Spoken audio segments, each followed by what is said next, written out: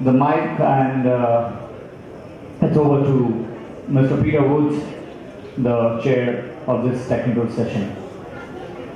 So the mic is on the table. Thank you very much. I request your silence, please. Mr. Peter Woods. Yes, thanks very much. Well, ladies and gentlemen, we're going to attempt to have this session with presentations from our esteemed speakers, but we want to try and utilise a fair proportion of the time for interaction.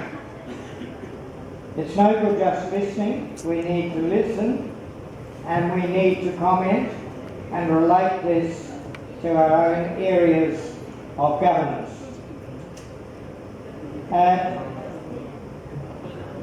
Before we commence with some of the speakers, I would like to speak about mobility in terms of ensuring that we think about the first area of mobility, and that is people walking, to ensure that that concept of initial mobility is linked in to any integrated system of transport. And we need to also consider the role of bicycles, not as just recreational vehicles, but also how they can be effectively utilised as a mode and component of the whole notion of an integrated mobility and transportation system. And certainly in a place like Goa, we should think about the relationship of water transportation, which is often totally disregarded in terms of a concept of transportation that needs to be considered alongside road and rail transportation. I'm sure we're going to be stimulated by some comments related to economics, and it was very pleasing to see that the small state of Luxembourg has decided that they are going to make their public transport system free, the first in the world. And when you consider that the fares that they charge only makes up about 8 or 9% of the transport budget, it can be easily sustained within their budgetary process. And of course, making something free is a great way of encouraging people to utilise it. And of course, the notion of transportation must be looked at in a social context in terms of hierarchies, social class attitudes. And these still largely prevail as an impediment for people to utilise public transport. There is still a thought by some it is demeaning. They want to be in a vehicle, preferably driven by someone. And that it is a lowering of social status to be involved in a public transport mode. This thinking has to be changed. It has to be totally transformed. And that's very difficult to do unless you provide the alternatives, you ensure that they are well regarded, efficient, and that you transform this thought. It has been done in parts of the world where, in Europe for example, people don't see it as demeaning to ride on a subway system. There were years ago in London, you would see the British with the bowler hats and carrying the furled umbrella and riding on the subway system. In London, they didn't see it as demeaning. From their upper class position, they didn't see it was necessary to be sitting in a car and have a chauffeur driving them. But this requires a huge change. And if you look in our region and in other parts of the world, that social discrimination is still playing a very negative effect in terms of being able to develop an effective public transport system for all. So let's look at what Luxembourg's doing. Let's look at what's happening elsewhere. But above all, let's not just replicate what is happening in one part of the world here. As we're all aware, the Asia-Pacific area is quite different to Europe, quite different to North America, where the whole economy was focused on motor vehicles. And therefore, if we look at our own needs, we can adapt concepts to suit the social and economic environment in our Asia-Pacific region, rather than just transplanting a concept and then wondering why it doesn't work here, whereas it's working somewhere else. So I toss those on the table, and I'm sure there are going to be ideas that come forward from our speakers, and then we're going to challenge everyone here to start looking critically and laterally about concepts that can improve our very existence within this part of the world.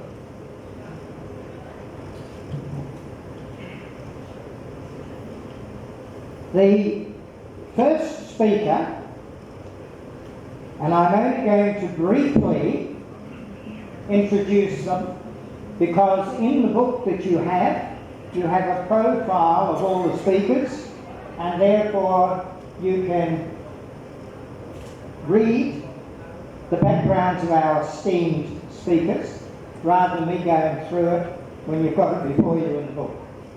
So that's not being disrespectful to our wonderful speakers, but it's about saving some time so that we can have some effective interaction on the content. The first speaker, oh, you want to go last? Okay, right.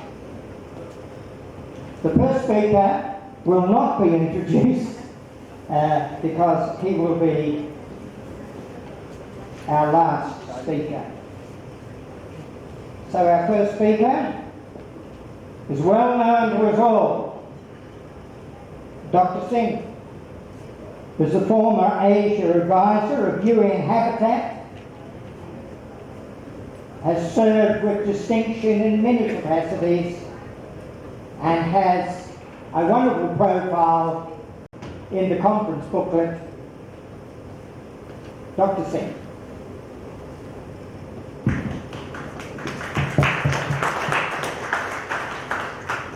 Thank you, Chairperson. In your opening remarks, you have already explained the need for public transport of the more.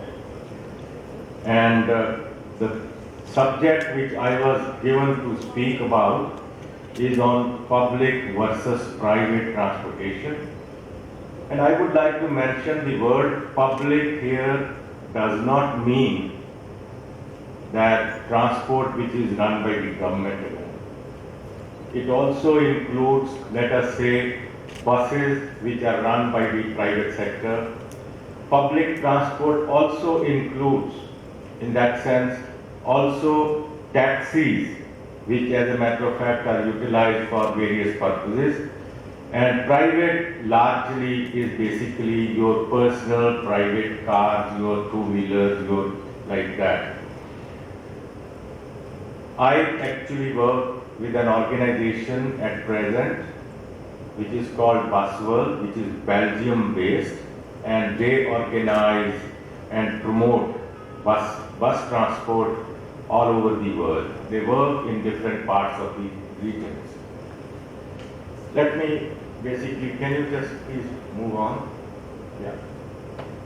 As we all know that globally there is an urban population which is increasing, and as a result of the increase in urban population, the demand for mobility is also very strongly increasing. Today, for example, 3/4 of the Latin America and Caribbean is already urban.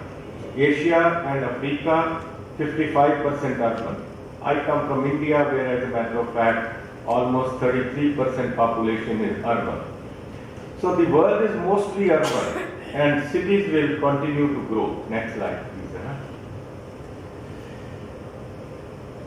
But as a result of what is happening, next slide, please keep on moving. No, previous one.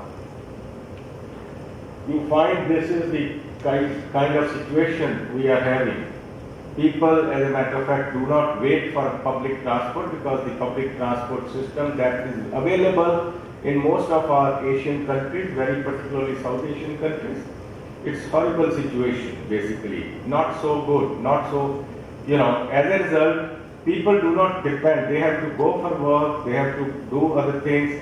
So whether it is two-wheeler or three-wheelers or four-wheelers, they depend on the cars, and what you are finding is extreme traffic congestion. Next one. I already mentioned that taxis and intermediate public transport, which actually essentially also helps us, particularly in the, I would say that rural-urban connectivity, they are all, as a matter of fact, part of the public transport. Please try to keep that in mind. And today, Motor Vehicles Act, actually, which is actually amended very recently in 2019, also includes cab aggregators, Ola, Ubers. They are all regulated now. They have to register themselves. So therefore, it's very important they are part of the public transport. But where are we now? Next one, please. We are having traffic jams. We are having higher energy consumption, higher pollution, greenhouse gases, and all that. And as a result, malinvestment. Now, malinvestment also by the governments. Under pressure, widening the roads in a very big way and investing. Next one. What is the link with the Sustainable Development Goals? Because the whole conference is about Sustainable Development Goals, their localization achievements and all that. Unfortunately, subject of transport does not have an independent Sustainable Development Goal. But surely, transport contributes directly to 5 Sustainable Development Goals.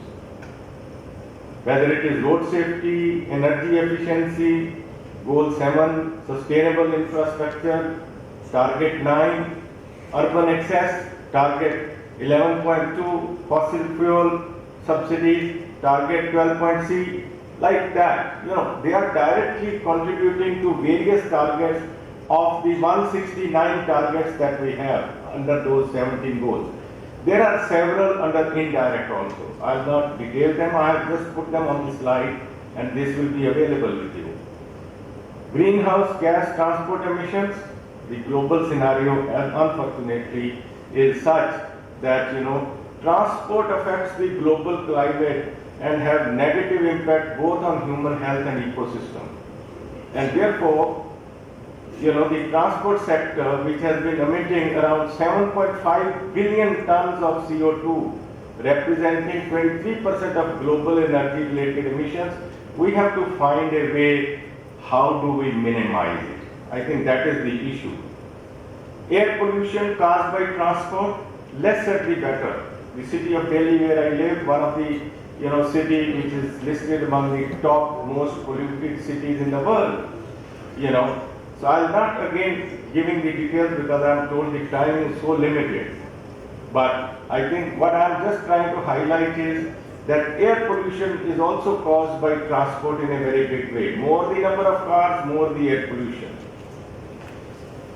Road safety, my dear friend, next one. Road safety is also a very major issue, basically because 1.3 million people die each year on this planet. In India, last year, the total number of deaths were 1,60,000. And if you take the fatalities otherwise, not the deaths, million plus people had a fatality on the Indian roads. And that is because many of them became permanently disabled. So those are not the ones which are counted. Fatalities 1.5, 1.6 lakh deaths every year. There is a target which is set to reduce by 50% by 2030. So there is a program which is called on road safety called 50 by 30. And that's the target. And Motor Vehicles Act, which has been amended recently in India, the main reason and main purpose of that amendment was mainly for that. There is a need for next one, please. Next one. Yeah. This is something very important actually. There's a need for what we call paradigm shift. There's a need for revisioning and rethinking. We have to have a new vision. And what is that vision? It's a vision for what we call 5 zeros. What are these 5 zeros? Zero private vehicle use. It's better not to use, or maybe reduce it to the minimum level. Use it only on weekends with the families. Zero greenhouse gas emissions, zero accidents, zero fuel consumption, and zero private car ownership. Can we achieve it? I mean, it's very ambitious, what I'm just saying. But what I'm just saying is, there is a need for revisioning. So, paradigm shift, there is a need for having this paradigm shift. In this, as a matter of fact, diagram, you really find that on the top, there is a need for focusing on either pedestrianization or using cycles or public transport or commercial traffic, that is buses, etc. Right? But taxis and cars should be at the bottom. If you achieve this, basically, then perhaps I think we should be able to actually achieve a good target of promoting public transport in a very big way and reduce the private car use to the basic minimum. We have to move more people, next slide please, just give me 1 or 2 minutes basically. Move more people, not cars. I think the objective should be moving people, not cars. So there is a need for what we call sustainable urban transport. This diagram basically presents you the mechanisms as to how do we, reduce need for transport, or how we enhance modal shift or clean and silent transport systems and efficient urban transport logistics systems, etc. Our conventional systems, unfortunately, the approach has been rather that we were trying to choose technology first, fit city to the technology, and force customer to adapt to that technology. That has to really change. And innovative sustainable transport planning approach focuses on designing a system. Next one. Designing a system from customer's perspective evaluating customer-driven options from municipality perspective, and then taking a decision. What I'm just giving you as a message is that there is a need for revisioning. We have to really change our whole approach for the city. We have to move people, not cars. Move people, not vehicles. And therefore, try to reduce, and perhaps I can go on to that whole philosophy. Technology today is redefining mobility the world over, and the transport aggregators are today the facilitators in a very big way. It has changed the world in a very big way. I think I'll rather like to stop at this point, but I am only trying to convey you a message that there is a need for new urban transport system which improves door-to-door service, makes it public transport becomes very attractive, and it becomes very visible networks with walk and NMT. Walking and non-motorized transport should come really on the top. And public transport should be promoted, make it as comfortable as possible. There was a wonderful example which the Honorable Chair gave, that in London, for example, you are moving with a hat and with an umbrella in hand and then going in the public transport, basically. I think that's the kind of approach that we have to really take. Thank you so much.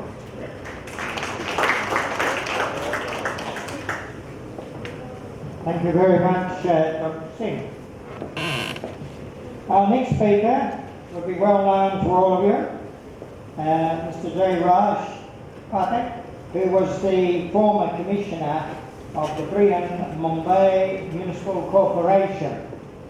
Thank you. Thank you, sir. I have been Municipal Commissioner, that is the city manager of 3 corporations in Maharashtra. In fact, if the per capita expenditure on citizens is compared, these 3 spend the highest in India, next to the NDMC, New Delhi Municipal Council. At 2 places, I inherited the municipal undertaking. At one place, I set up the new municipal bus undertaking. Well, and I do hold a view that direct municipal ownership and administration is the most satisfying method of operating public utility services in the great city. This is not just my view, this is W.A. Robson in his comparative analysis of the great cities of the world. But he says that certain conditions have to be fulfilled.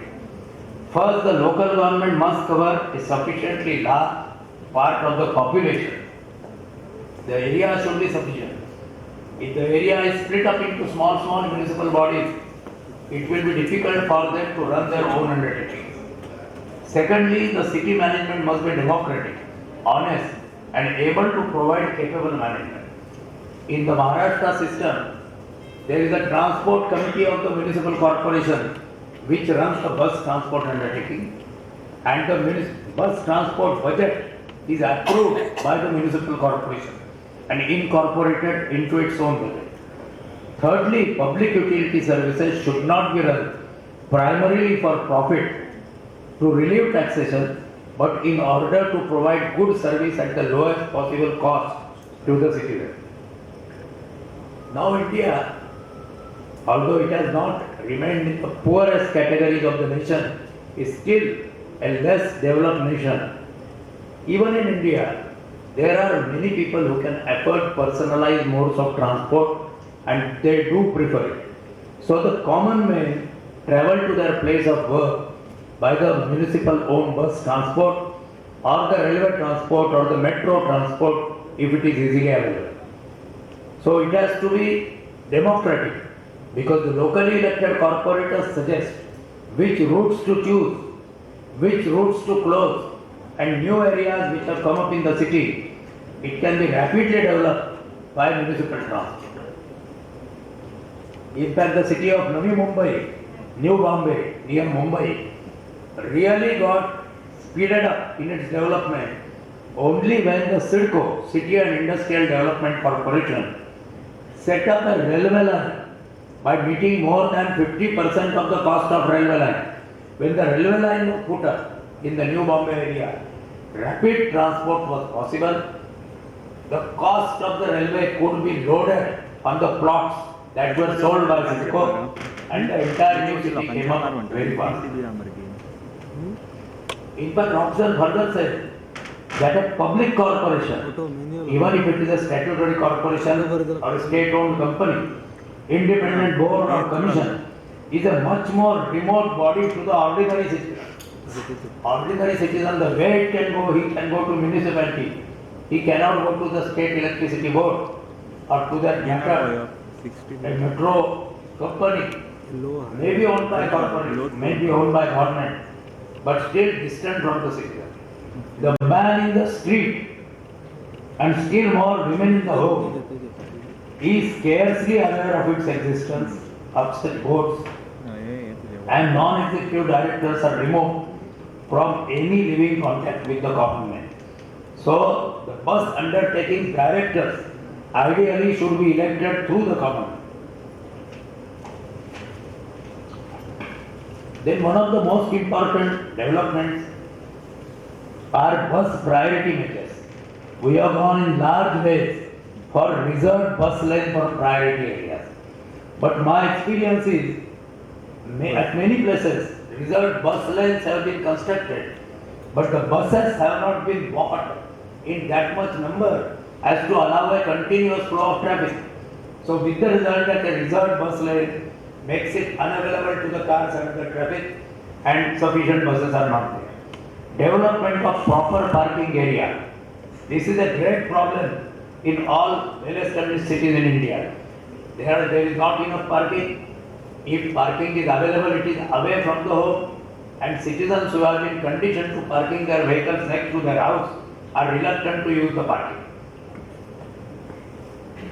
Then minimize non-transport use of roads by removing encroachments, diverting hawkers on lanes.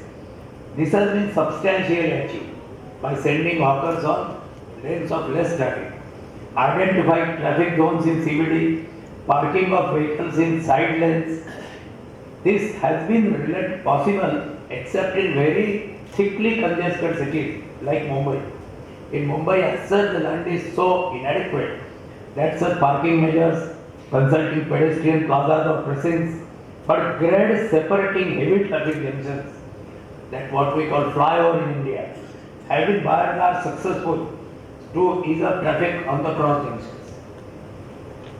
Again, one of the greatest proponents of privatization, Steve Hank from USA, he observes that the charge that private sector has ruined the nationalized operation cannot be substantiated in the sample cities. The most persistent charge against private operators is that they serve only profitable routes and level of service deteriorates where they operate. In Calcutta and Istanbul, however, public operators had first choice of routes. Evidently, they choose the more desirable routes and leave the less desirable to private operators. But unfortunately, this has not happened everywhere. At most places, private operators get the choice of choosing routes. The private airlines get the choice of choosing the routes to operate, and the public airline then is doomed to continuous failure and perhaps subsequent privatization. Separate cycle tracks, which have been so useful in China. Beijing again is a very broadly developed city compared to Mumbai, have not been very successful in India. Pune Municipal Corporation has tried separate cycle tracks, but the existing roads are often unavailable to four-wheelers and three-wheelers. Then another example we studied in Mumbai is skywalks. But skywalks in the West are usually owned by businesses, often to connect the downtown buildings. A large number of skywalks which were constructed by our Metropolitan Planning Authority in Mumbai, the argument is, well, the expenditure is not delivering the results which it was supposed to deliver. So in India we widen roads, we construct more roads, but as per the known Lewis Magritte position, the road gets immediately occupied because more people who would have probably earlier not used the road start using the road. segregation of traffic, which has been successful in Beijing with their wider roads on outer sides, with separate for cycles, two-wheelers and buses, has not been possible to much extent in India. Thank you.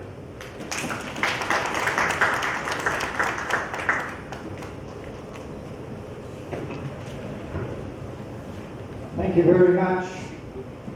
Once again, you see the composition of our panel. Good to see a commissioner, hands-on experience, and speaking as well to complement Dr. Singh's presentation. Let's think private, public.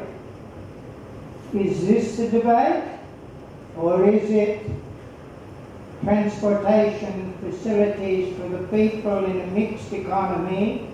Is this our thinking? We come back to that later.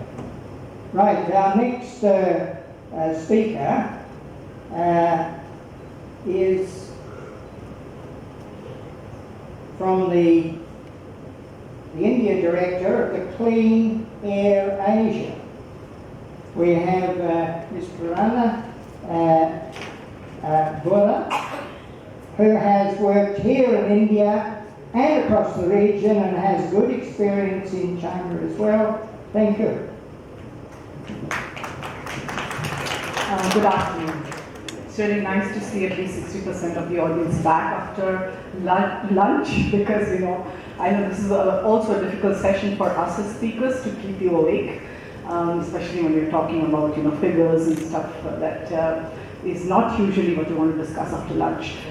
So I've been asked to speak about transportation and in the context of health implications.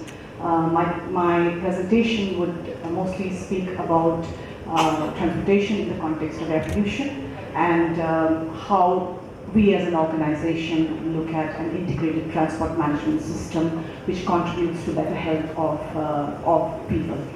Can I have the first slide, please? So I work for an organization called Clean Air Asia. We are primarily working in what we call advancing better air quality in cities, in about 1,000 plus cities in Asia. We are primarily an Asian organization. We work in reducing air pollution and addressing climate change. We work in sustainable transportation and what we call low emissions urban development. Next slide, please. So our transportation work is primarily focused on an integrated approach to clean technology, clean fuels, and non-motorized transport plus public transport, promotion of public transport. And our philosophy is that not one area of work actually contributes to better health or reduces air pollution, but what we need is an integrated approach if we want to achieve the goal of reducing air pollution and improving our health. Next one, please. So we are an aspirational generation. I think us, me, and many of you, I think for us the car was more an aspiration rather than a need. Yes, it did emerge as a need, but we wanted to buy it. That was one of the first things we wanted to buy when we got our first salary. I think that aspiration hasn't changed, and I think primarily that is what we need to look at. While we discuss need, we also need to discuss this aspiration level. So in the context of India, if I share some figures, while about 13 is the number of personal cars owned by per 1,000 people. If you look at cities like Delhi, Coimbatore, Bangalore, the figure exceeds 150. So, and that figure is rising. So the numbers, do we need to be concerned about the numbers? Can I go to the next slide, please? The supply side, last year, 2019 was supposed to be a slump year as far as automobile industry is concerned. Yet, India was the 4th largest producer of vehicles. And while we are emphasizing on clean vehicles, we are emphasizing on clean technology, much of the figures that you see on the slide are towards traditional vehicles, traditional vehicles run by traditional fuels. Next slide, please. So we come to, should we be concerned? If you look at the slide, these are some of the pollutants that emerge from vehicular emissions. Carbon monoxide, nitrogen oxides, SO2 and particulate matter. Now we all know about particulate matter. Once it enters the body, it doesn't come out. It affects the respiratory system and our bloodstream. Today, air pollution is also being connected with mental health. It's being connected with memory loss. It's being connected with even something as remote as skin diseases. So I think we need to be concerned because vehicular emissions is leading to air pollution, and air pollution is impacting our health. Next slide, please.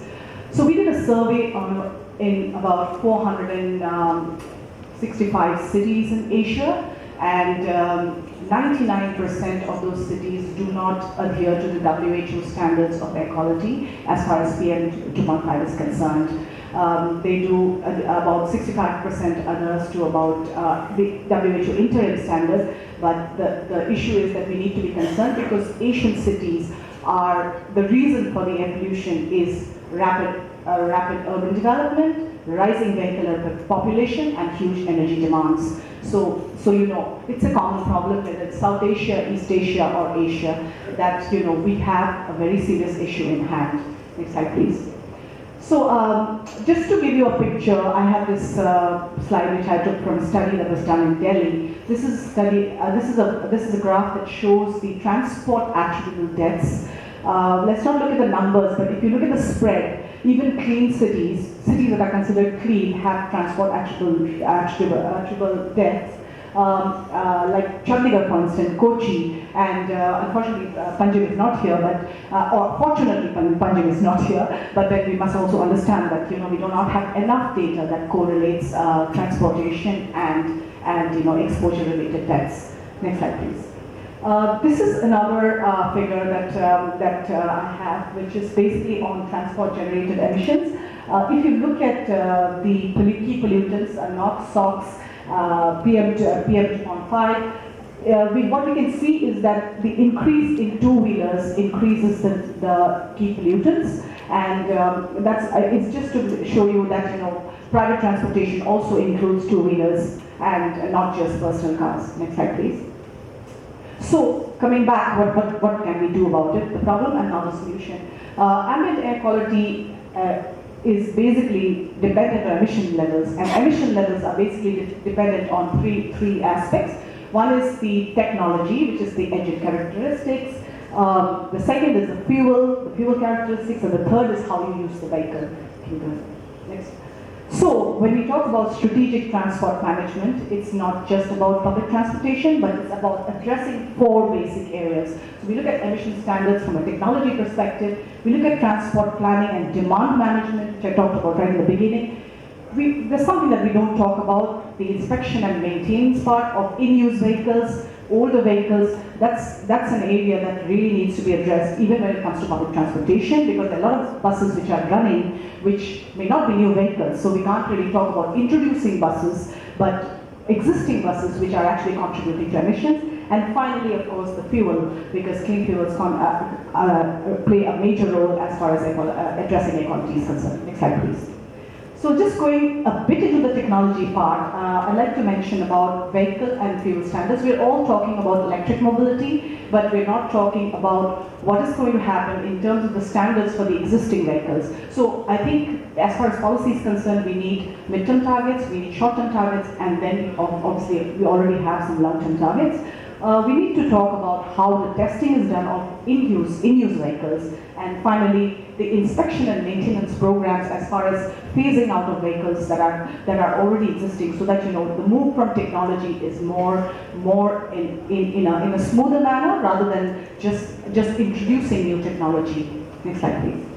And finally, I think there is one aspect that we do not talk about, that's driver behavior. There is something called eco-driving, which actually reduces the air pollution by simple behavioral patterns, by not idling or driving in a particular manner, which reduces the fuel intake. So eco-driving is something that needs to be integrated into a transport management program, whether it is a public transport management program or a private transport program. Next slide, please. So when you talk about reducing numbers, we talk about avoiding. So firstly, the question is, do we need public transport? Can we avoid transportation, by integrated land management, by proper urban planning? If we can't, can we move to trip efficiency, so people have reduced trips? And finally, if we can't, then how do we look at vehicle efficiency? So basically it's about system efficiency, about trip efficiency, and about vehicle efficiency. Last slide, please. So I'd like to end with the last slide, which is basically the way we approach air quality management and also transport management, where we're looking at emissions on one side, but on the other side we need to look at exposure.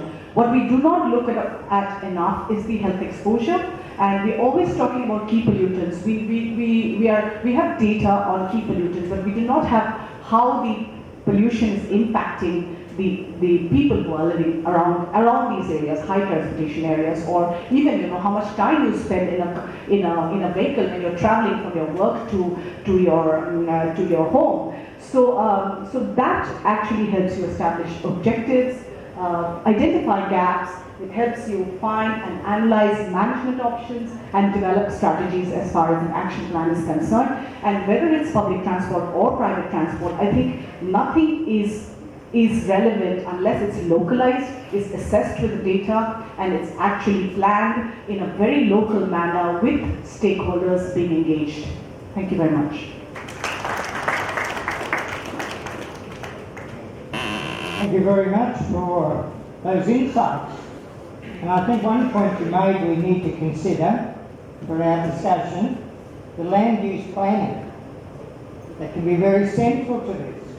Errors in land use planning with a public transport or a general transport system incapable of dealing with it brings huge problems.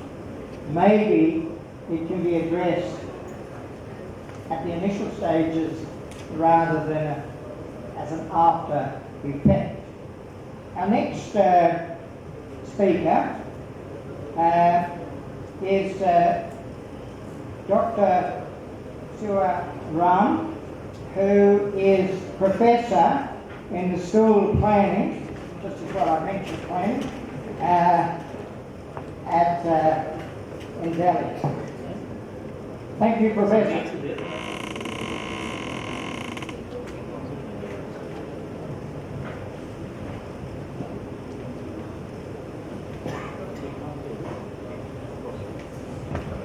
Okay.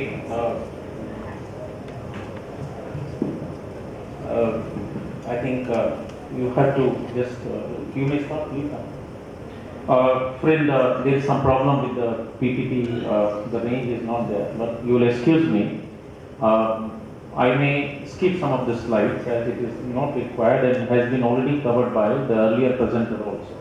You see, if you go back to the previous one, we in SPA started doing a fundamental research as to what do we do actually in terms of meeting the livable standard on the road. So we thought that if you allow the existing vehicle, then it is absolutely not possible.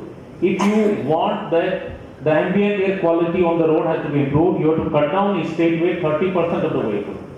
But then the different scenario we worked out. Government has already a policy to convert the BS4 to BS6. If that is so, you can still continue. The other possibility is that you can actually have BS4 to BS6 an electric vehicle.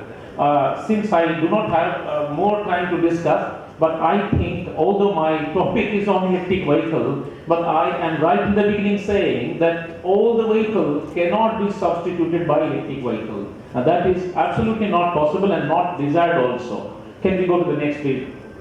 I don't think we need to skip this slide, otherwise we will have another coronavirus. This is coming from China only. I think it's better we skip that. Okay. So this is how you are getting it, the electric vehicle actually, 35%. Just imagine, everybody is expecting, everybody now, actually somehow or the other, one person says, one country says, then we keep on following. Nowadays, nobody is talking anything other than electric vehicle.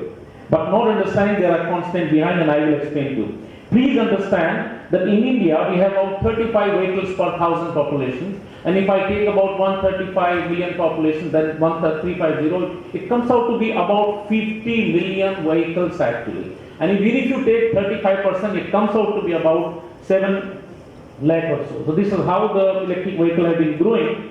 And this is what actually, in a nutshell, if you talk about what is going to be India after some time. 7 million electric vehicles, you can expect it by 2020. This is the earlier projections. Actually, we don't have 7 million. This 2020, now we will take another time, because I am also telling you, you require 5,000 plus charging station, fuel station. Infrastructure is a very important thing to understand. Just chronologically, if you look at it here, how the policy on the electric vehicle was actually taken into account. We started way back, almost 10 years back, and today, now on the Niti Aayog has again taken a very, very prompt action onto this. And this is where actually I say, learn only 3 things: shared, electric, connected. And the other side, if you learn, it has to be a system approach, it has to be a shared infrastructure, and then we have to do it. For many of you who do not know electric vehicle, actually, there are different versions of electric vehicle in the market that you can think of. It's a hybrid system, it's a plug-in hybrid system, and it could be a battery electric vehicle. There is a systems actually where you are charging the vehicle when the vehicle is on, so that is being done actually. You can go, you can look at this, the energy consumption scenario also. I will skip this and I will try to explain you as the user survey. User is a very important part of the so-called component. If you allow the vehicle, actually that's what I told you, it will take some time to achieve a break-even between the diesel vehicle and electric vehicle. It is not going to happen soon as we think so. Can we please? Friend, just a minute. This is here, actually you learn it here. This is a research done in UK, and which try to find out why are some of the persons not using EV vehicles. And this is similar things actually we happen to get in our Indian tradition also. 45% says it is because of availability of the chargers. And 39% says it's distance travel, because they are not sure what is the distance they are going to have it onto this. That means it can only have so-called a very good, I'm not talking about the buses, I'm talking about the private car. After, you can say 30 years, we have the conditions of the CNG. Still the queue length is building up on the CNG in India. If you have to copy, you copy the Norway. Norway has got the largest percentage in terms of the electric vehicle. China has got absolute number more, but in percentage it's a Norway which has more. But you look at there, actually, it will be actually almost like one petrol pump. And we are thinking to put one charging station in one petrol pump. We don't have that kind of infrastructure actually. We require, I just wanted to show it to you that what is the survey that we have done in SPA and what were the findings of the survey. I will share it with you. Friend, this is of course we learned this here. This is the pricing and cost that we got it here. As I told you, it will take enough time for you to get a break-even. I don't know how many of you know it or not. Recently, the Honorable Supreme Court itself actually came with an idea. Are you going to have the final as the electric vehicle? The answer was, why don't you actually look at the hydrogen fuel cell also? So the different energy options was made to exercise, then why don't you exercise that also? Somebody said it very clearly, we need to have vehicle regulations. The earlier speaker spoke out very correctly. We don't have the standards on those sides. Industrial policies and more incentives have to be given. Please understand, you will be surprised to know this is a user survey. You will learn that who are the EV users. So we have a set of persons who are using electric vehicle, and we have a set of persons who are not using. Those who are using it here are already actually having a vehicle. So it is not the first time buyer. That is a surprising thing to us. That's what the government is thinking. The new buyer will not immediately get into the electric vehicle. It is the second vehicle the person is buying here. And who are those? Floated development. That means it tells you those persons are high income group persons and not the low income group. I can afford, it's an additional vehicle to me for increasing my mobility. Please hold on. You will learn this here, average income, those who earn 90,000. Who are those? 90,000 is falling in the category of high income group. And that again tells you where is the problem going to be there. You are going to add another vehicle, it's going to increase mobility, and that's what I am going to explain further. Please hold on. You can look at it here. you look at the figure, you have not listened to me earlier or not, doesn't matter, but this is a very important slide.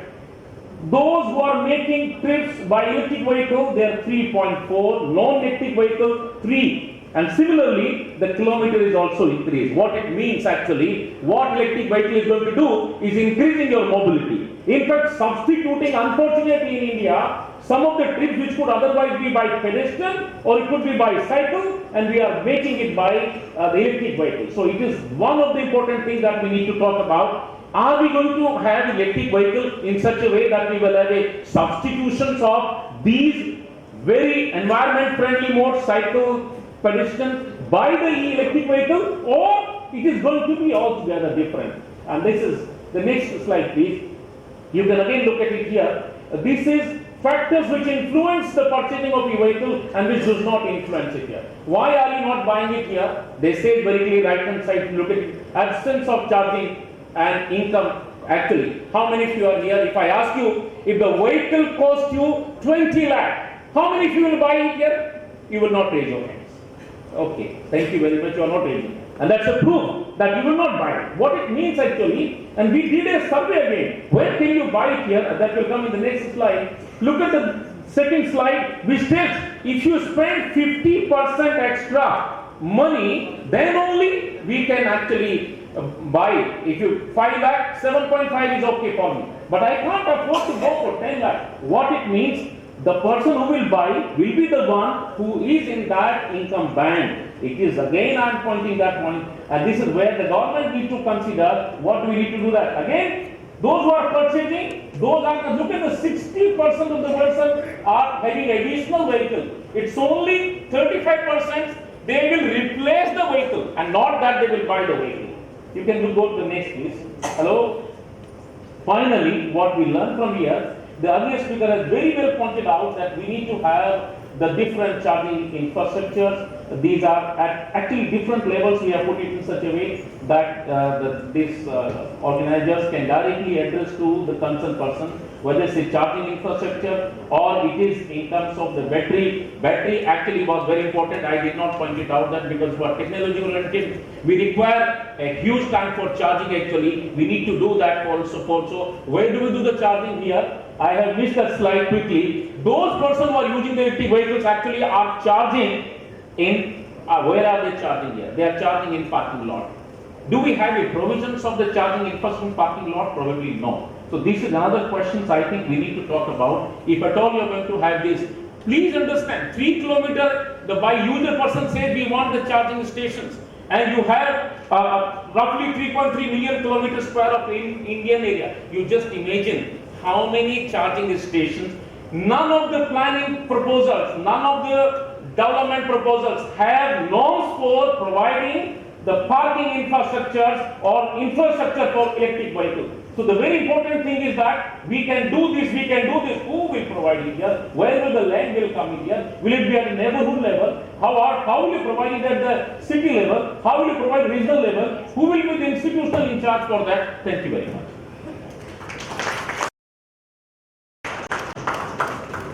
And thank you for raising all these questions.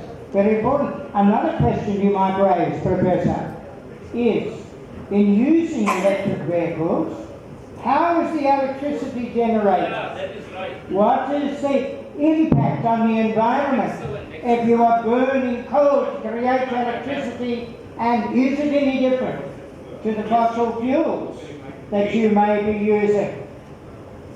I remember, if I could just make a little comment, in the early 90s, I was in Germany, briefly, and I got a call from Australia to say, we want you to go to Ljubljana.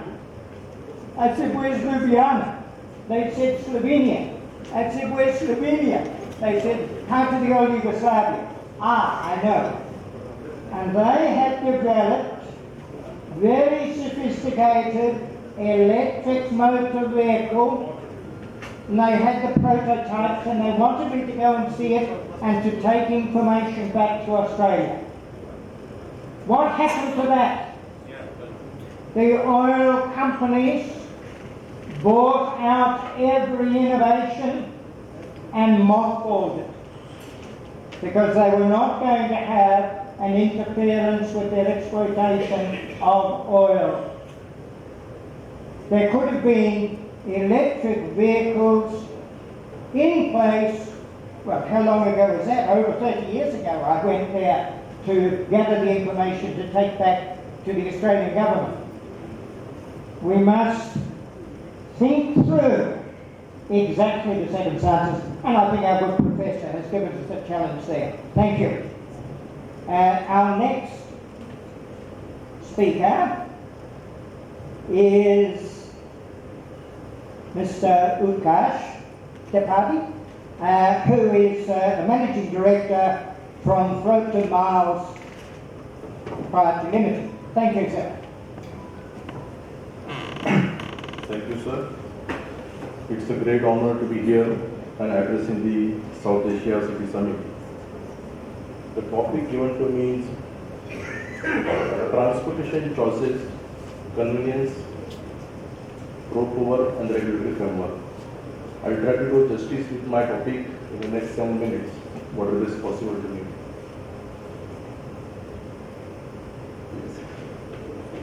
Okay. So before we touch the core topic, let me address the economy also related to the transport domain.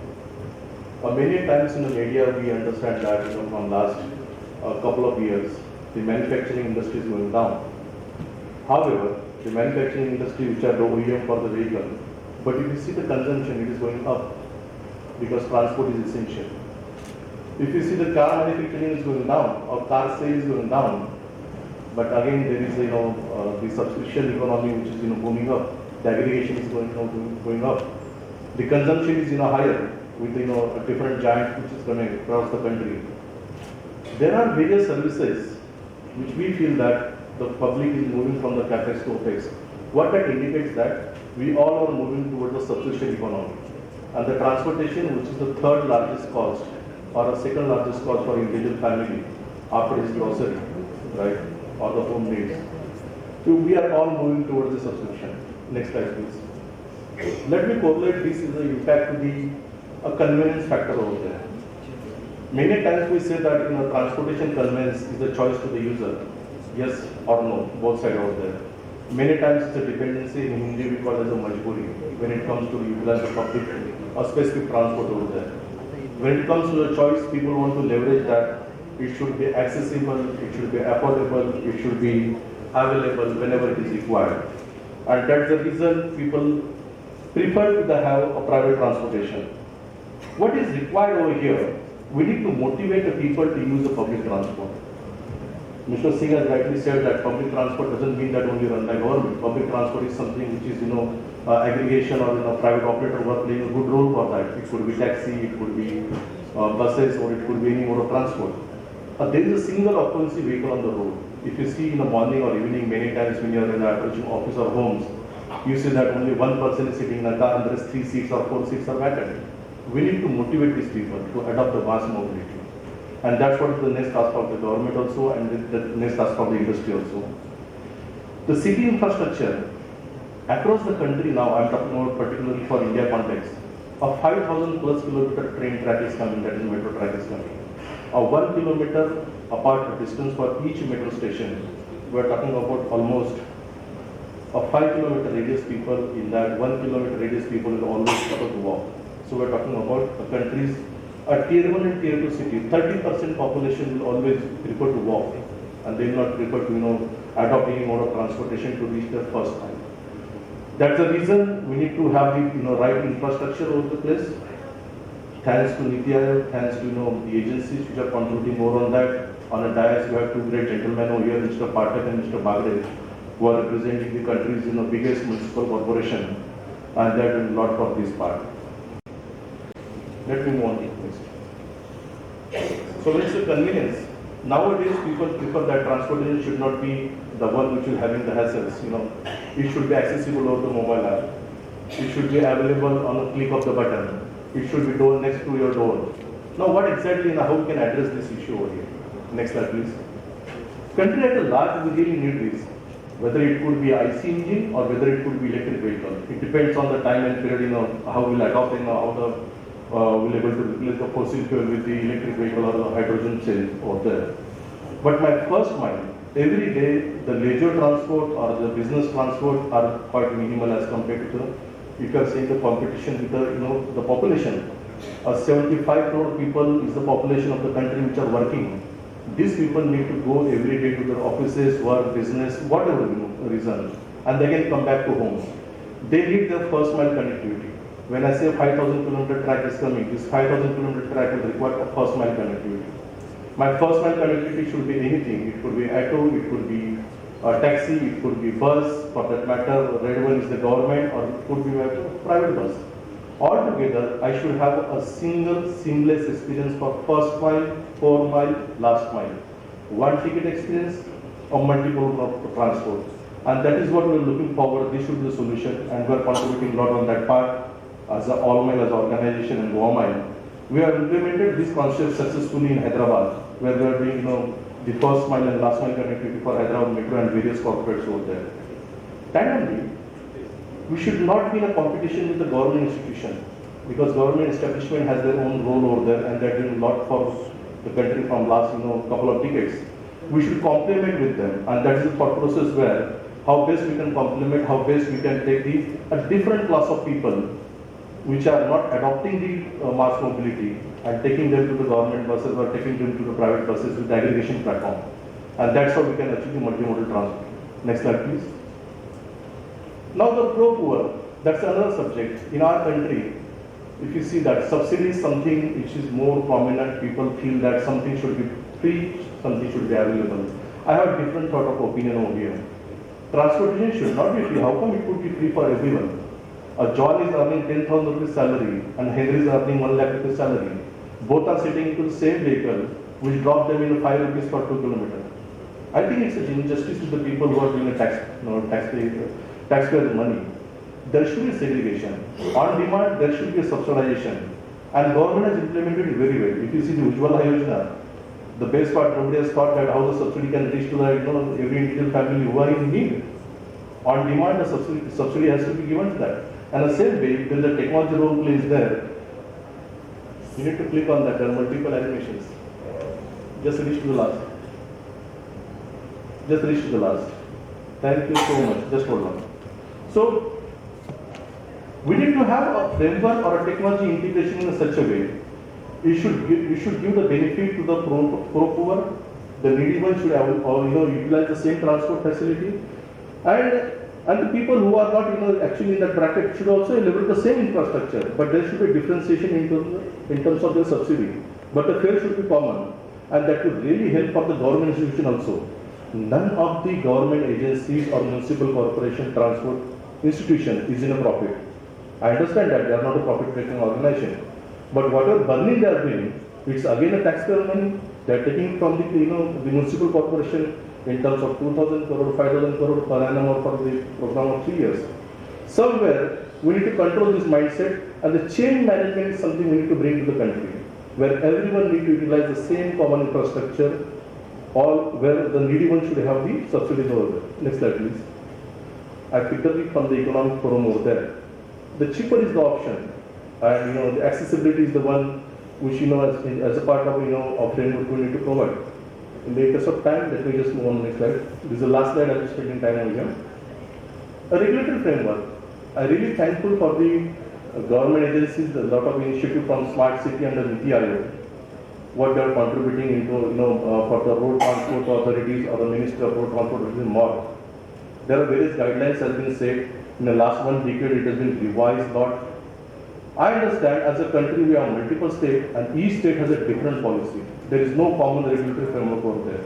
One state says that the bikes are allowed, another state says that bikes are not allowed. One state says that 3-wheelers are allowed in a city, other state says it's not allowed, we don't give the permit to the 3-wheeler ride sharing or auto rickshaw sharing out there. As a country, when we talk about Ek Bharat, Shrestha Bharat, one nation, one mobility, one nation, one card for the transportation, we should have one policy. We should have unified experience across the country. And that's what the role play for the regulatory framework over there. Thank you so much for this opportunity. I'll sum up for you.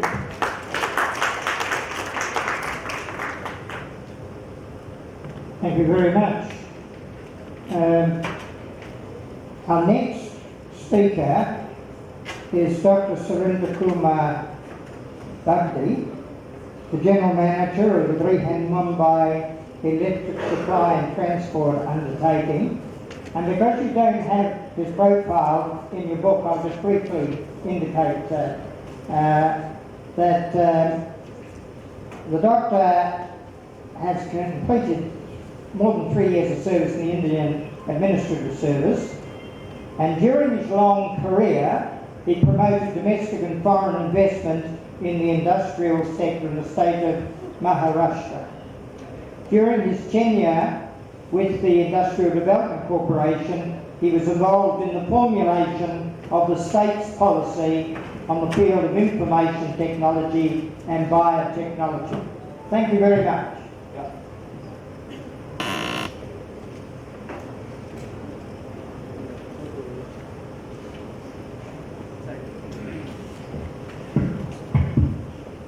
So I'm going to talk about new paradigms for bus operations. The base organization is a very old organization, and it has been in operation for more than 100 years. It's one of the oldest bus operation company in the country. The oldest in the country. It was set up in 1870. And it was earlier called Bombay Tramways. Then it became Bombay Electric Supply and Tramway Company in 1905, and then finally it was municipalized, and the name has remained. Next slide, please. Yeah, next.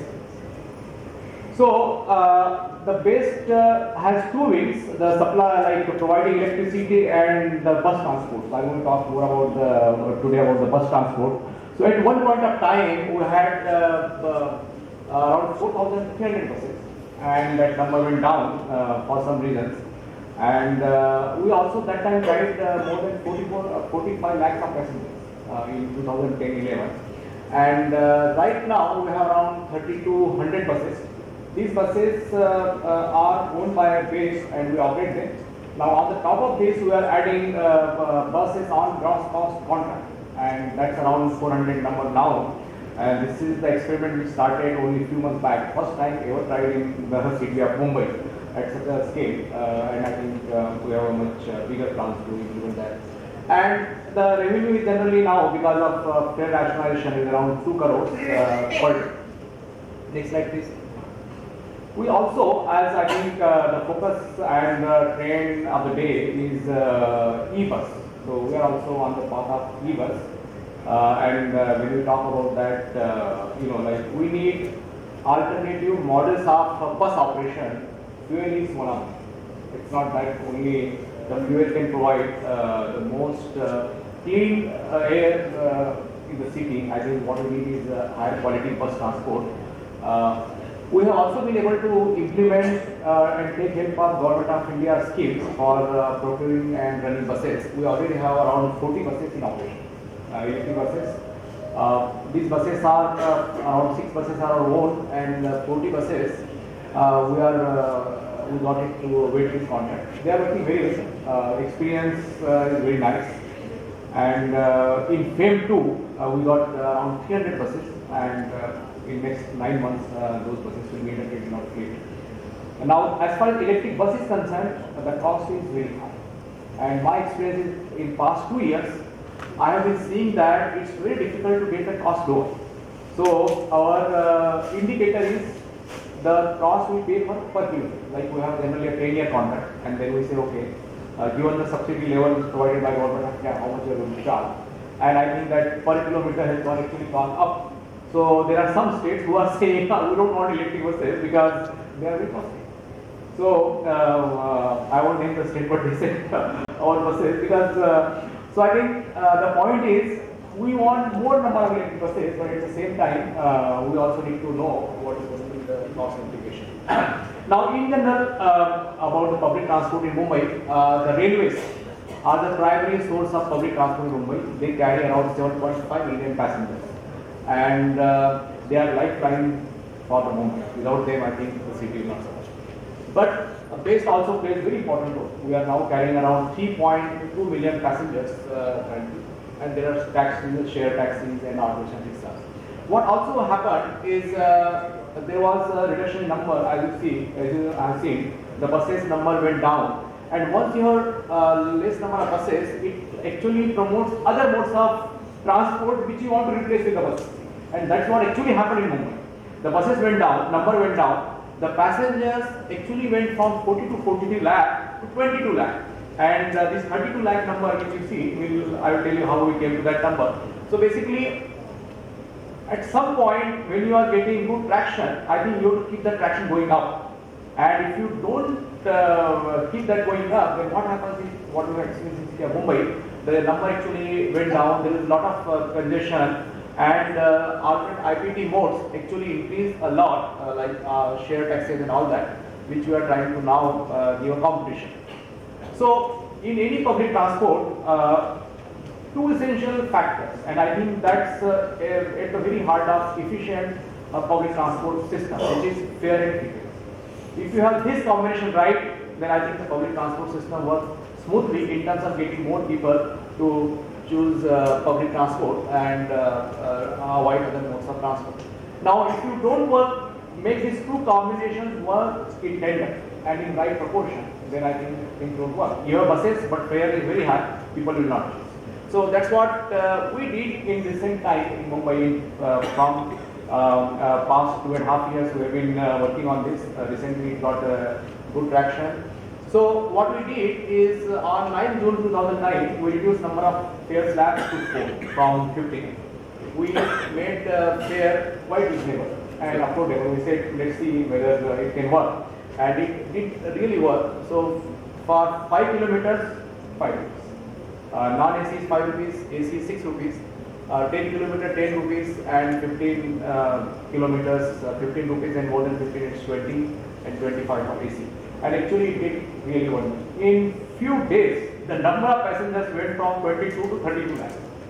And 10 lakh increase is, I think, many people were very apprehensive whether this model will work or not, whether people will respond, because people have already decided to go by alternate and a shared taxi mode and all that. But I think in public transport, we have seen, even though people have a lot of affinity for this, there are people who are very hard, like they will go by this even if they have to wait for 5 minutes and their alternate modes are available. But fare is a very important factor, as I have seen, this 2Fs. One.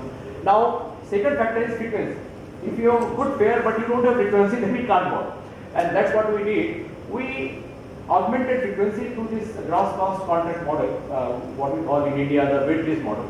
And we have now various combination of buses. We also introduced first time in a major way in any city operations, the 7-meter buses. These are called mini buses. And they have become such a huge, they have become so popular. Right now around 300 mini buses are in various parts of Mumbai. Every day I get around 10 letters for starting one more route. And so I think there are cost consideration. But in terms of quick turnaround, and all these buses which are interlinked are air conditioned. So I think they offer good options. The major railway stations are our focus, and we have seen it many places where frequency and fare. I don't want to go in detail, but we have witnessed. And if this right combination, frequency and fare, and if passenger or people can see that the next bus is in line, even if they have to wait, then they will. If they are not sure whether the next bus is going to come, I think they are going to wait. The impact of reducing, like going from 22 to 32 lakhs, I think you might have a better number, but we did some calculation of how much it can help in terms of reducing the kilometers traveled by other modes. So it almost comes to around 14 lakh kilometers of other modes, taxis and share taxi and autos. Those many lakhs of kilometers every day have been saved because of switch to this. And in terms of the number of trips, almost 5 lakh trips by switching to this proper combination of fare and frequency. And next slide, please. We also taken steps, as somebody mentioned, that yes, losses are there, and my budget this year was great increase compared to last year. We require more than 2,000 crores of help from Greater Municipal Corporation of Mumbai. And so I think we also want to bring down the cost. Weightless operations have brought down the cost by 15-20% in terms of operation. We have also innovated in terms of running buses without conductor. And as on today, Mumbai has the largest number of city bus operations without conductor in the country. This is the experiment which we tried at small scale, but we have succeeded. And I think the modern, everybody talks about that if you go to London and all that, there are no conductors in the bus. But this one is the experiment we are doing, and I think we succeeded and people are supporting it to a great extent. Also, any transport has to now rely heavily on the technology, and that's what we have done in terms of vehicle tracking, mobile app availability, and availability of information to passengers as well as to us. Now, in terms of future plans, our idea is to induct around 3,000 buses to GCC contract in next year, and we plan to go to 10,000 buses in a couple of maybe 3-4 years. So that's this. And my final take is emerging alternatives need not be necessarily only emerging fuel.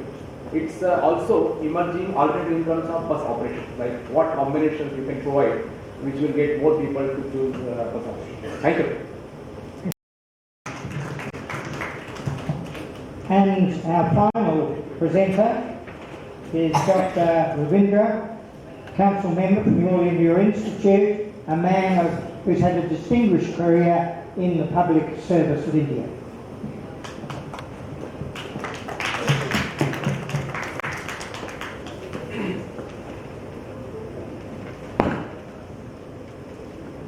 Friends, I am not a main speaker, so I have no particular theme. I am supposed to be the co-chair. The chairman has already made opening remarks, so I will make what may be called some concluding remarks. I think all the speakers have brought out the major issues pertaining to transportation or mobility. I think the subject, we should really be speaking more about mobility rather than just transportation, which refers more to vehicular traffic. So mobility includes not only buses and cars and all that, it also includes bicycle, cycling, it includes pedestrianization or walking. As was pointed out, many people walk, a lot of poor people walk to work even today. That should not be lost sight of. So that means we have to provide better walking space, and walkability becomes very important. Now, what I thought was I just refer to one or two major issues which have not really been expanded by the others.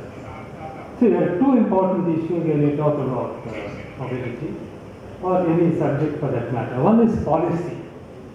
What is the overall government policy? And the second is regulation. How do you really operationalize that policy? Now, in terms of policy, we find there are contradictions in government policy. For instance, we now know the sales of automobiles have gone down, which has a serious impact on economic development, economic growth. Ever since it started going down, we've been shouting, saying that economic down is affected, number of sales have come down, automobile industry is affected. So, aim of economic policy, one policy is to encourage more production of automobile vehicles. On the other hand, if you come down to city issues, city planning and city commuting, we do not want more automobile vehicles. So how are we going to resolve this problem? This needs to be addressed very strongly. Of course, there are other things, Dr. Singh also pointed out, reduce the use of vehicles. So I think much of the debate on mobility or transport is centered around public transport versus private transport. I think that concept about public versus private is wrong. It is public transport and private transport. You cannot avoid private transport. What is required is, we need to reduce the number of private ownership of vehicles. which means reduction in the production of automobiles also. I said that is important. And you cannot straight away, try to achieve what is called that 5-0 vision, because that is rather idealistic. That can be for the end, because we cannot avoid, private vehicle use at all. At any rate, political leaders or the senior bureaucrats and many others will be using. And even for a very ordinary man, see, you need private vehicle for urgent use. You need to go to a hospital in the middle of the night. I mean, all sorts of things, Of course, now maybe because of the Ubers and Ola, you have an intermediate public transport. That's a great revolutionary step. But what I would like to say is that, so this automobile or mobility policy has to be part of the larger urban planning process. It should become part of the master plan. See, in the master plan, not much about everything is mentioned. Something on roads, transport, water, mobility, energy, everything. But it has to be integrated, what we call integrated urban planning.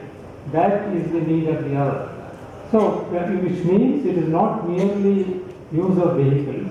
For instance, it also means use of road space. Urban space today has become scarce and costly. Urban land is becoming costlier. So, it has to also to be related to urban land policy. For instance, in Bangalore, incidentally I must say, I come from what is called the most congested city in the world.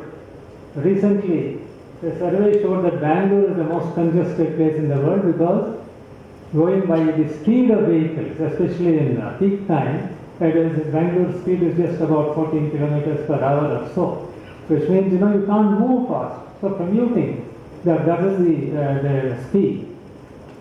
So I agree, public transport needs to be improved, which means again the policy relating to affordability comes in. When you say the aim of good transportation or mobility system is not only accessibility, speed, comfort, etc., but it is also affordability. I must say that bus transport is not necessarily cheap.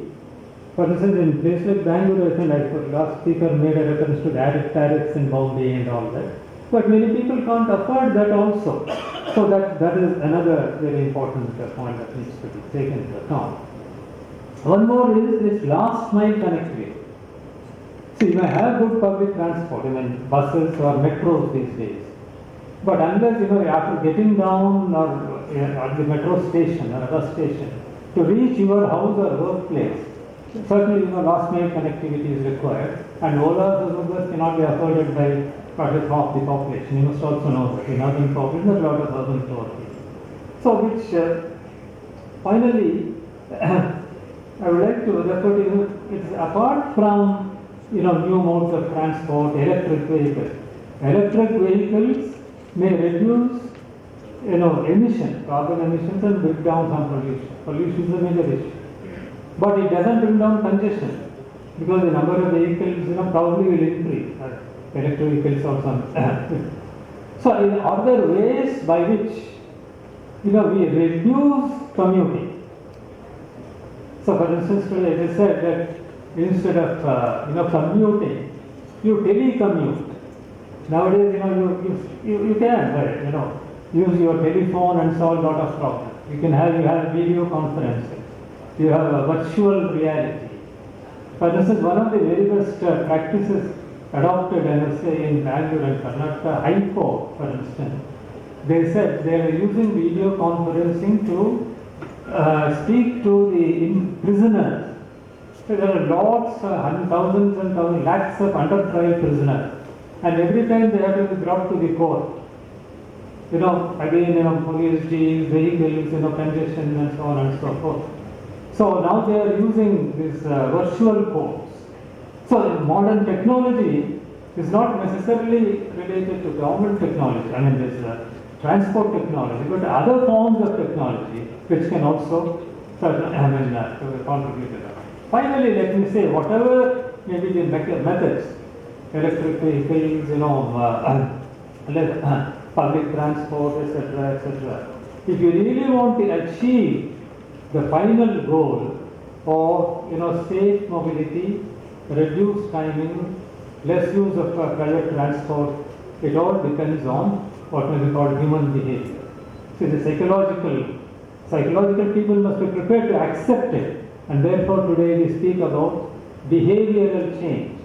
Recently, even an economist has said, it is time to adopt behavioral economics needs to be taught. Perhaps not only in educational institutions, in IIT, maybe even the AIILSG should now, I think, be speaking about behavioral change as a very important aspect, especially in the transportation sector. I would say this behavioral change is extremely important apart from technology and other modes of transport. Thank you. Yes, thanks very much. We have not concluded yet because there are some questions that will go up where you'll have an opportunity to vote. We were hoping to have a bit more time for some interaction, but we will still do this because it can be done very quickly. And just while that is being organised, I should at the outset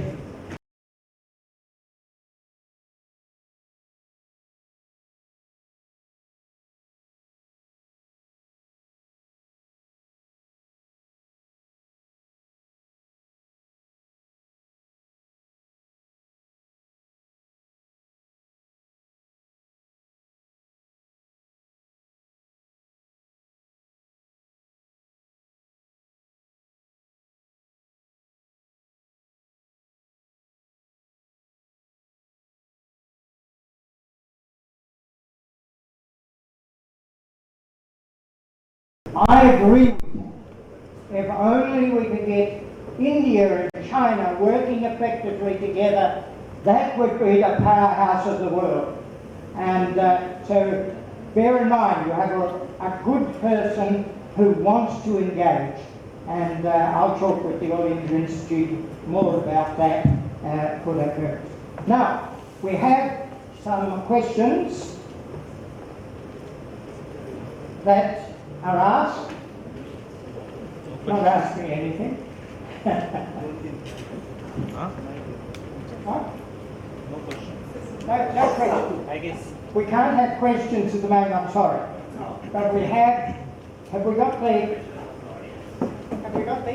No, there is no question in Menti. But he is asking directly. I'm sorry? He is asking directly. They are asking directly. Oh, I see, it's changed. I wasn't Good afternoon. My name is Rishabh Mehta. Sir, I have a question for Mr. Jairaj. What are some of the ways land use and transportation planning can be synergized to create more efficient and sustainable transportation? Thank you.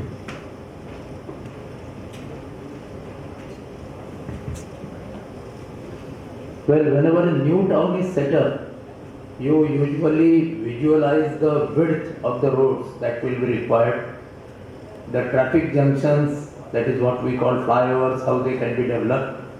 But when an old locality is to be redeveloped, usually it is provided in the development control rules that when the buildings, the earlier older buildings are demolished and new towers are constructed, they will have to surrender a portion of their front setback to the corporation so that the roads can be widened. So this widening of the roads has been carried out at many places wherever the localities got redeveloped. In fact, one of the ways in which this was carried out was the town planning schemes in Mumbai and later in Ahmedabad. In fact, in Ahmedabad, they gave, as far as I know, they gave a higher FSI, floor space index or FAR, on the ring roads outside the city so that people can gravitate away from the city center and city center can get decongested. In Mumbai, the town planning schemes were very old, almost 100-year-old, because Mumbai, as you know, was originally 7 different islands and the space between the islands was slowly reclaimed. So Mumbai Municipal Corporation made layout of these areas already there were small houses constructed by farmers and others. So the Mahim TPS 1, 2, 3, 4, 5, 6 developed area between Dadar and Barali and Dadar and Mahim and laid down roads. Basically 3 north-south roads were laid down, one closer to the railway line, one closer to the coastline and one in between, with cross junctions of the road, and a large green area, Shivaji Park, was left as part of the Mahim town planning scheme. And plots were again, by regrouping of land, this amalgamation of land has been provided in the Prevention of Fragmentation and Consolidation of Holdings Act for the agricultural areas. But with similar powers, small plots and which were of weird shape, which were combined together, the compensation was paid in terms of the developed plots, and these new plots were given separate plot numbers and these were sold to the new purchasers. And of course the earlier people had a choice to buy. So this new the town planning scheme can perhaps be developed again for highly congested areas so that they can get together. But again, what FSI or FAR they will be given becomes a highly political and controversial issue. About 10 years back, the Bhendi Bazaar development became a highly controversial thing in Maharashtra. In the last 10 years, somehow the Urban Development Department has not been able to at least put it on sound lines. Now a decision has been taken, but Bhendi Bazaar is highly congested. Moreover, it is a center of the minority community, many of which literacy-wise may not be very advanced. So, again, what floor area or FSI to give when the old buildings are brought down and towers come up becomes a highly political point. Thank you. Right, is the question up? You see it? Why do transport plans not have detailed planning for pedestrianisation towards walkable cities? This is specific to Indian cities. Anyone care to comment? Yes, Professor.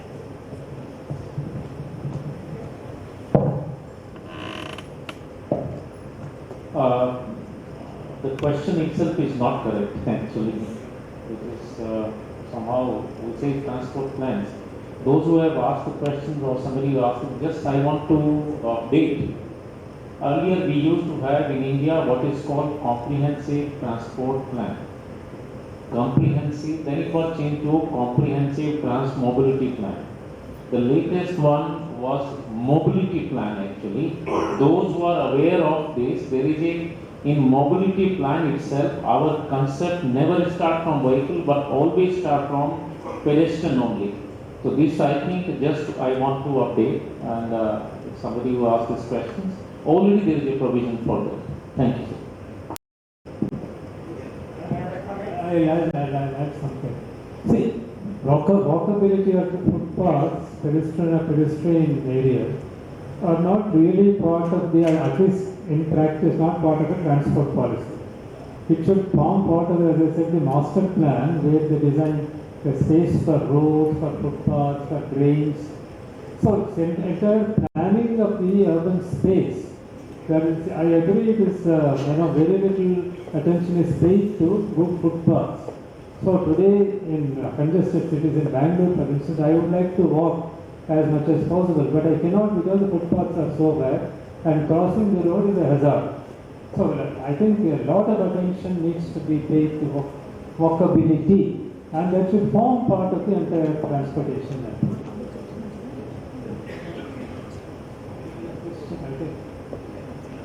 I have a question for Mayor. Can you hear me now? My name is Brihanmumbai. I'm the Mayor of Srinagar, JNK. I have a question for Professor Dr. Sewa now. I come from a city which has unique constraints. One, we are an old heritage city. Two, we don't have the feasibility that other cities have to have satellite towns. We are a valley.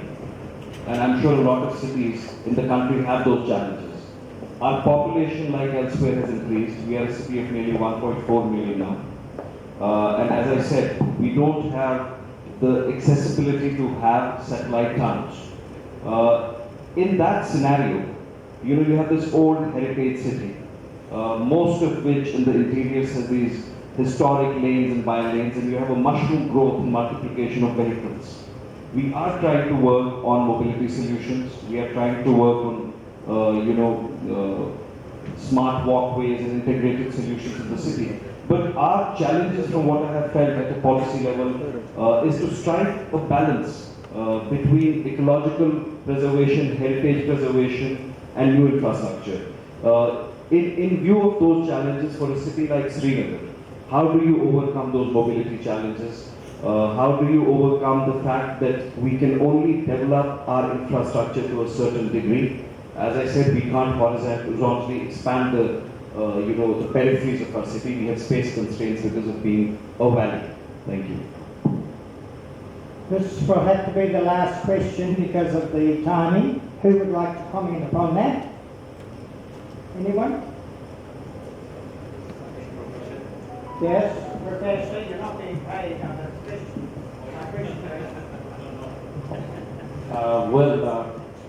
There are this one question. It's a very good question actually, because the heritage archaeological conservation sites are unfortunately left out, and those cities are also left out.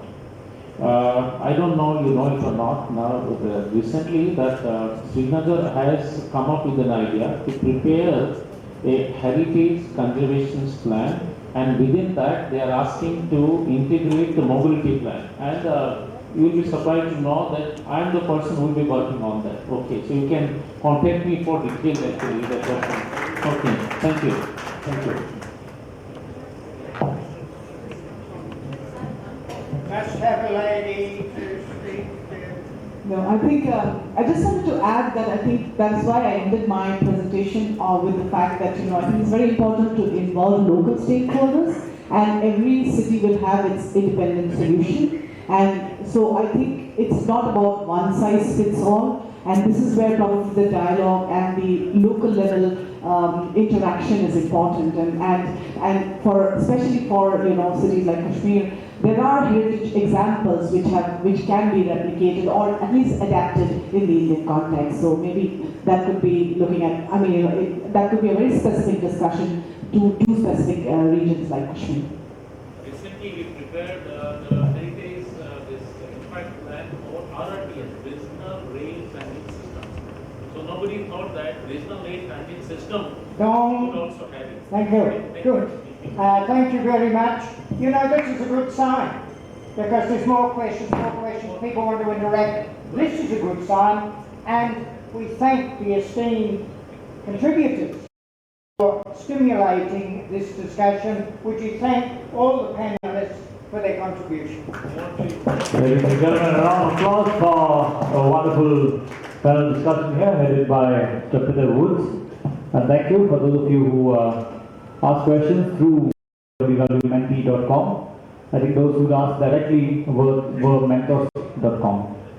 But anyway, ladies and gentlemen, we would like to declare our affection and gratitude to the panelists and to offer a memento to the chair of this discussion.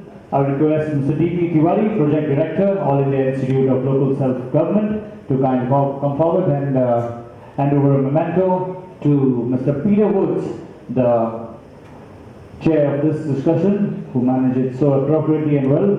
Ladies and gentlemen, a round of applause for Mr. D.P. Tiwari and Peter Woods. Also calling on Abhilash Kandelkar, Senior Journalist, to kindly come forward and hand over a memento to A. Ravindra, Retired Indian Administrative Officer. A. Ravindra.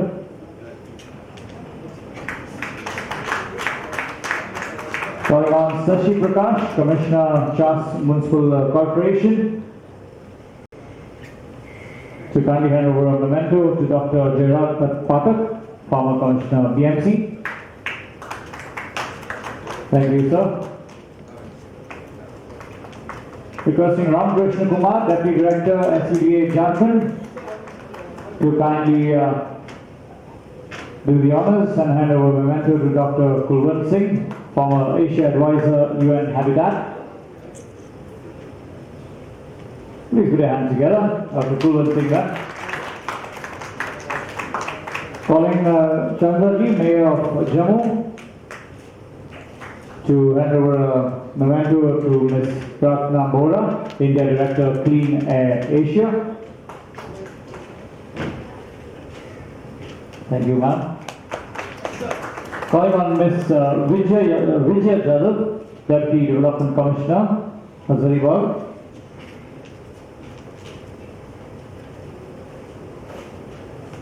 Thank you. The way she walks quickly shows the development is also quick in her area. To Utkarsh Dabhade and the Prarthana Private Limited. A round of applause, ladies and gentlemen. Thank you, Ms. Vijaya and Mr. Utkarsh. Calling on Namgay Sharing from Bhutan. We were very happy with your presence. Ladies and gentlemen, please put your hands together. All the way from Bhutan, and he gives a memento to Dr. Sewa, Professor, School of Planning and Architecture, New Delhi. And Ms. Bijal Patel, Mayor of Ahmedabad. Ma'am, could you grace the stage and hand over a memento to Dr. Surender Kumar.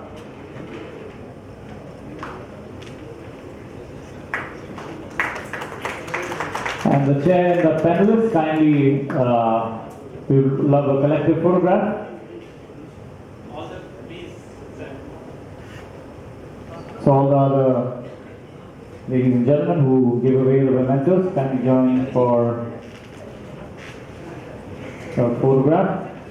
The next session coming up, session 3 on water in cities.